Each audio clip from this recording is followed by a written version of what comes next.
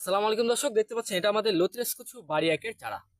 দর্শক, কৃষি এবং মাটি দুটো কিন্তু একে অপরের সাথে জড়িত। কেন বলছি দর্শক? দেখতেছেন আমি আছি এখন আমাদের লতিরাজ কচু বাড়ি একের জমিতে। এটি রোপণের মাত্র 30 থেকে 35 দিন পর থেকে গাছে লতি আসা শুরু করবে। অলরেডি চারা গাছে কিন্তু লতি চলে আসছে, এই যে দেখেন দুইটা লতি আছে, এই চারা গাছে লতি চলে আসছে। ঠিক আছে, চারা রোপণে মাত্র 30 থেকে 35 দিন পর থেকে আপনার গাছে লতি আসা শুরু করবে। চারা রোপণের মেইন উপযুক্ত সময় হচ্ছে এখন। এখন লাগালে খুব দ্রুত লতি পাবেন। আপনার জমিগুলো ফেলে রাখে, দেখাচ্ছে অনেকেই ধান চাষ করেন বা অন্যান্য ফসল চাষ করেন, তাদেরকে বলতেছি আপনার জমিগুলো ফেলে রাখে কচু চাষ করেন ভাই। কি পরিমাণ লতি আসছে, যে দেখেন দেখেন কি পরিমাণ লতি, এই যে দেখেন কি পরিমাণ লতি হয়ে আছে। আপনাকে এর আগের আগের ভিডিওগুলোতে আমি কিন্তু দেখাইছি কি পরিমাণ লতি হয়।